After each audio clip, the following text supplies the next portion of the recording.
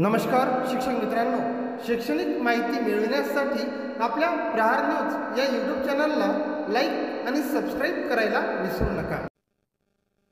एखादी विशिष्ट भाषा तिसरी भाषा म्हणून बंधनकारक असा निर्णय सरकारने केलेला नाही। तिसऱ्या भाषेच्या संदर्भामध्ये ते विद्यार्थी,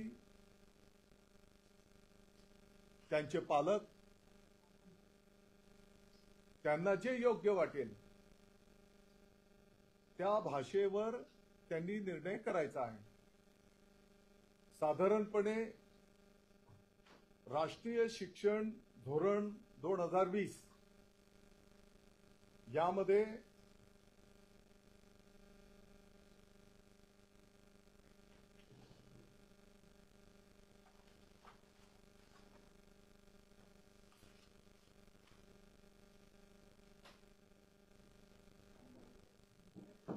साधारणपणे त्यांनी वेगवेगळे तज्ञ, मार्गदर्शक या सर्वांनी अभ्यासपूर्ण ही जी काही नॅशनल एज्युकेशन पॉलिसी 2020 आणलेली आहे, यामध्ये त्यांनी हे पण मी स्पष्ट करतो की याच्यातल्या काही बाबी त्यांनी राज्यांवर ठेवलेल्या आहेत। कुठलीही गोष्ट बंधनकारक की त्या सरकारने, त्या राज्य शासनाने हे असं केलंच पाहिजे, हे करायला नको असं त्याने बंधनकारक केलेलं नाही।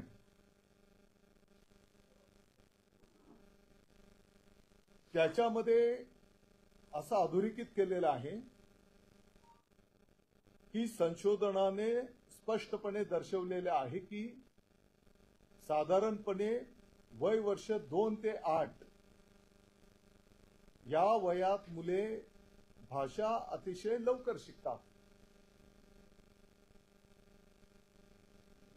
असं जे काही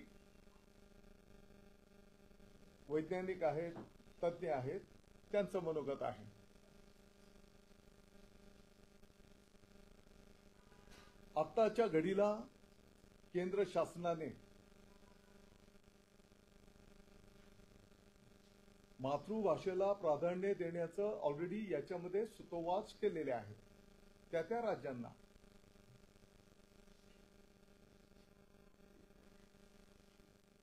त्यांच्या सूचनेनुसार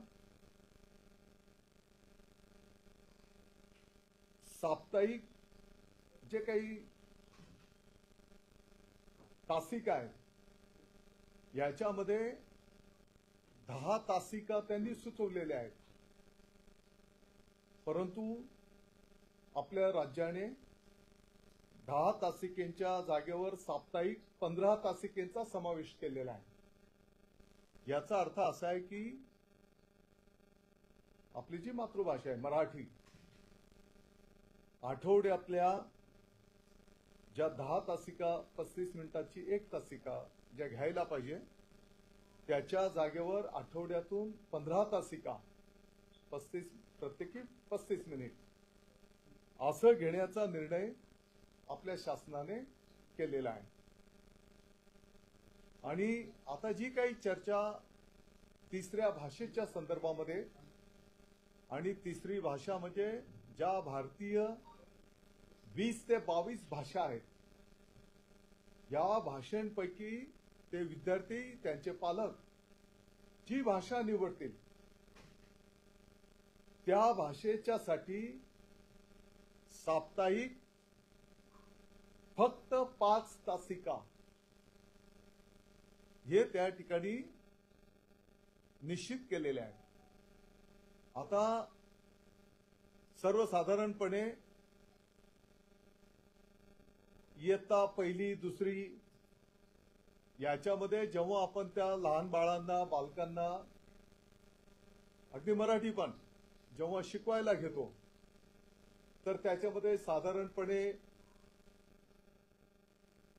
काही चित्र दाखवून, काही बडबड गीते, ज्याला आपण मौखिक बोलतो, तोंडी, अशा पद्धतीने पहिले शिक्षण दिलं जात आहे. आणि आताच्याही तिसऱ्या भाषेच्या निर्णयामध्ये इयत्ता पहिली दुसरी करता मौखिक शिक्षण आपले शिक्षक बांधव त्या ठिकाणी विद्यार्थ्यांना देतील.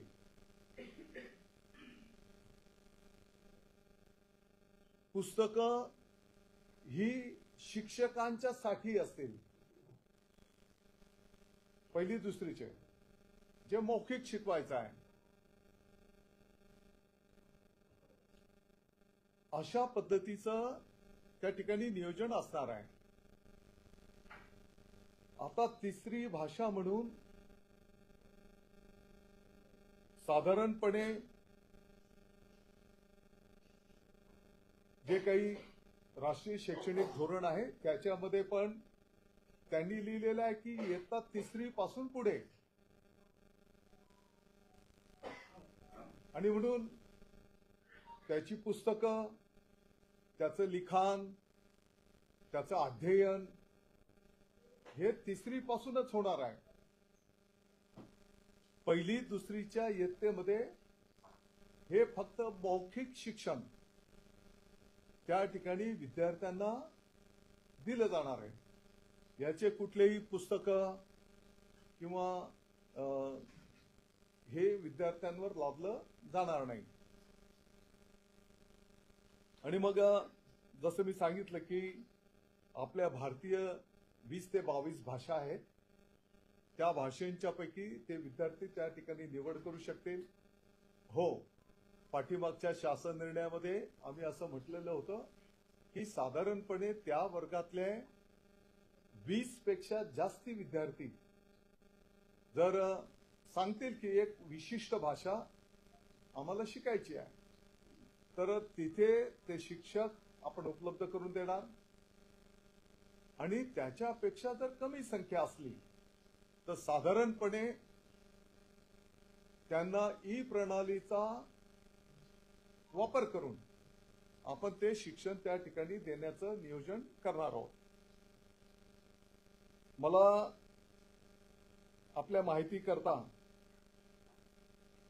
निदर्शनास आणून द्यायचं आहे की साधारणपणे आपल्या संपूर्ण राज्यामध्ये गेल्या अनेक वर्षांच्या पासून, अगदी 30, 40, 50 वर्षांच्या पासून वेगवेगळ्या माध्यमांच्या आणि वेगवेगळ्या भाषेच्या शाळा सुरू आहेत, प्रगतीपथावर आहेत काही वर्षांच्या पासून. ती आकडेवारी पण मला आपल्या समोर ठेवायची आहे. साधारणपणे आपल्या राज्यामध्ये 1,08,157 शाळेंची संख्या आहे. 2,11,79,673. आता हे दर वर्षाला थोडं व्हेरिएशन होत असतं. हे जे आकडेवारी आहे ही UDAIS 24-25 वरची आहे. 2,11,79,673. शिक्षकांची संख्या आहे 7,43,948. आता मी कोणत्या कोणत्या माध्यमांच्या शाळा आहेत ते आपल्या माहिती करता सांगतो. साधारणपणे मराठी माध्यमाच्या 85,702 शाळा आहेत. 1,27,61,364 विद्यार्थ्यांची संख्या आहे. आणि 4,55,100 ही शिक्षक बांधवांची संख्या आहे. दुसऱ्या क्रमांकाला इंग्रजी 15,118 शाळेंची संख्या आहे. 66,89,000 059 ही विद्यार्थ्यांची संख्या आहे. 2,34,769 ही शिक्षक बांधवांची संख्या आहे. हिंदी 5,096 शाळेंची संख्या आहे. 12,52,423 विद्यार्थ्यांची संख्या आहे. 37,629 ही शिक्षकांची संख्या आहे. उर्दू 1,600 शाळेंची संख्या आहे. 4,02,706 विद्यार्थ्यांची संख्या आहे. 13,313 ही शिक्षकांची संख्या आहे. आणि मग गुजराती, कन्नड, तमिळ, तेलुगू, सिंधी अशा पद्धतीने इतर पण भाषांच्या माध्यमांच्या शाळा आहेत आणि मग त्या विद्यार्थ्यांची तिकडे संख्या आहे. तसंच मुंबई परिसराचा जर आपण विचार केला तर साधारणपणे 4,085 एकूण शाळा आहेत आणि 18,09,576 विद्यार्थ्यांची संख्या आहे. 56,885 शिक्षकांची संख्या आहे. आता मराठीच्या शाळा आहेत 930, इंग्रजीच्या शाळा आहेत 2,121, हिंदीच्या शाळा आहेत 474, उर्दूच्या शाळा आहेत 377, गुजराती शाळा आहेत 107, कन्नड आहेत 35, तमिळ आहे 29, तेलुगू आहेत 12. ही आपल्या मुंबई उपनगर शहर आणि उपनगरची ही आकडेवारी आहे. मला वाटतं की आपल्याला सगळ्यांना ज्ञात आहे मराठी माध्यमांच्या शाळांमध्ये इयत्ता 5वी पासूनच आताच्या घडीला काही वर्षांच्या पासून हिंदी शिकवली जाते. जसं मी सांगितलं की टप्प्याटप्प्याने इंग्रजी मग पहिलीपासून आता शिकवली जाते आहे. हिंदी भाषेतील आताच्या घडीला जी काही पुस्तकं बाजारामध्ये उपलब्ध आहेत ती पुस्तकं ही मी आताच्या घडीला जे तुम्हाला शाळेंची आकडेवारी दिली त्या माध्यमांच्या शाळेच्या साठीची दर सालाबादाप्रमाणे ती पुस्तकं आहेत. आता काही निर्णय केला आणि त्या निर्णयाप्रमाणे नवीन पुस्तकं बाजारात बालभारतीने आणलेली आहेत असं बिलकुल नाही. हो, पहिला जेव्हा शासन निर्णय आपण केला होता त्यावेळेस एक प्रारूप पुस्तक आपण तयार केलं होतं, परंतु नंतर जेव्हा आपण स्थगिती केली तर तेव्हापासून ते तिथेच स्थगित करण्यात आलेलं आहे. या क्षणाला म्हणजे जे शिक्षकांच्यासाठी पण आपण जे तयार करणार होतो तर ते पण पुस्तक अद्याप छापण्यात आलेलं नाही. आत्ताच्या घडीला बाजारामध्ये जी काही पुस्तकं आहेत ती पुस्तकं गेल्या अनेक वर्षांच्या पासून सालाबादाप्रमाणे जे इतर माध्यमांचे जे काही शाळा आहेत त्या शाळेंच्या साठीची ती पुस्तकं आहेत. म्हणजे आपल्या माध्यमातून मला सगळ्यांना हे नम्रतेने सांगायचं आहे. दुसरं आपल्या माहितीकरता सांगायचं आहे की राज्य मंडळाच्या मराठी व इंग्रजी या माध्यमांच्या व्यतिरिक्त इतर जे काही भाषिक शाळा आहेत त्याच्यामध्ये गेल्या अनेक वर्षांच्या पासून त्रिभाषा सूत्र या गेल्या अनेक वर्षांच्या पासून लागू आहे. उदाहरणार्थ जसं मी तुम्हाला 7-8 माध्यमांच्या भाषेची नावं आपल्या समोर सांगितली. ते मराठी आल्यामुळे ती भाषा कंपल्सरी केली आपण. मराठी कंपल्सरी केल्यामुळे झालं असं नाही. मी ते सांगतोच आहे, त्याचं डिटेल पण सांगतोय. तर त्यांची जी भाषा आहे ती भाषा मराठी बंधनकारक आपण केलं आणि इंग्रजी. अशा पद्धतीने जर आपण विचार केला, तसं मी 2,11,00,000 संख्या राज्याची आपल्या समोर ठेवली, तर आकडेवारी असं बोलते की साधारणतः 20 ते 25% विद्यार्थी, कारण काही इंग्रजी माध्यमांच्या पण काही ज्या शाळा आहेत तिथं पण ते 3रा विषय त्या ठिकाणी शिकवत आहेत, त्रिभाषा. याचा अर्थ असा आहे की गेल्या काही वर्षांच्या पासून त्रिभाषा या सूत्राप्रमाणे साधारणपणे 20 ते 25% विद्यार्थी यांना हे शिक्षण दिलं जात आहे.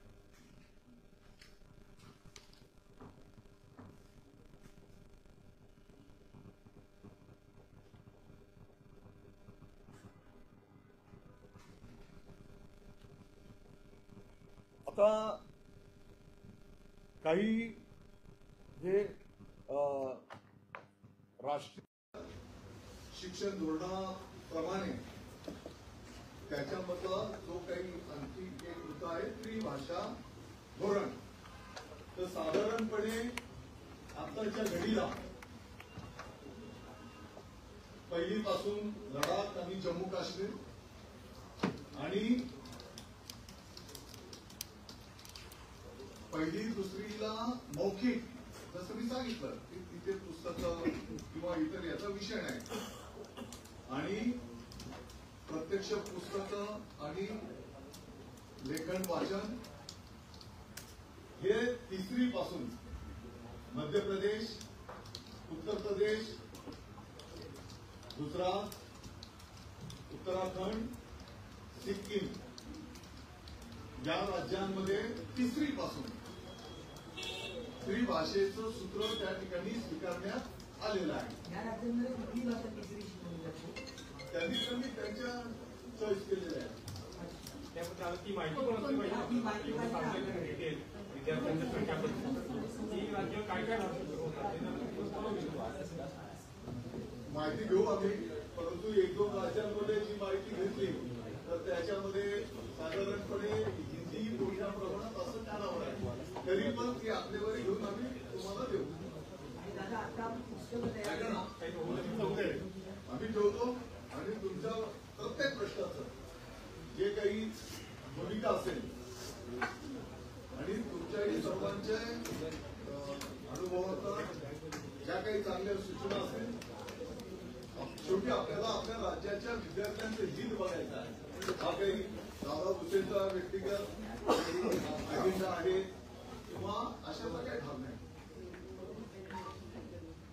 जसं मी सांगितलं की राष्ट्रीय शिक्षण धोरणामध्ये पण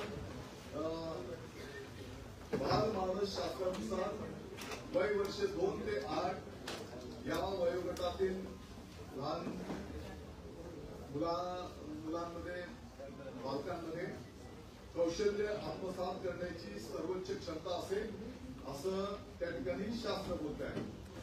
आणि मी आपल्या माहितीकरता हे पण सांगितलं की 1ली-2री या वर्गामध्ये अगदी बाबा पुस्तकं नाही किंवा इतर काही बाबी नाही, शिक्षकांना पुस्तक आणि त्याच्यातनं मग ते चित्र, ती गाणी,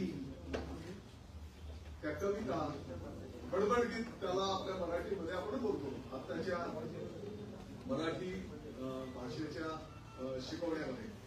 तर अशा पद्धतीने आनंददायी मौखिक शिक्षण दिलं जाणार आहे.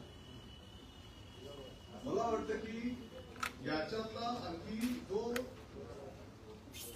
आपण पाहतो की देश पातळीवर ज्या पद्धतीने आता अकॅडमिक बँक ऑफ क्रेडिट ही जी संकल्पना येऊ पाहते आहे, त्याचे डिटेल आमचे राहुल रेखावारजी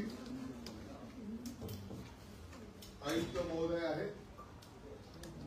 या संदर्भात ते माहिती देतील की बाबा आपले जे विद्यार्थी आहेत आपल्या राज्याचे ते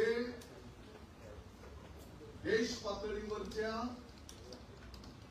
काही बाबींमध्ये त्यांना ते क्रेडिट गुण त्या ठिकाणी मिळायला पाहिजे. त्याचं सविस्तर माहिती आपल्याला देतील. त्याच्यावर आणखी 1-2 मुद्दे मी ठेवेन आणि मग आपल्याला जे काही आणखी विचारायचं असेल तर आपण विचारू शकतो.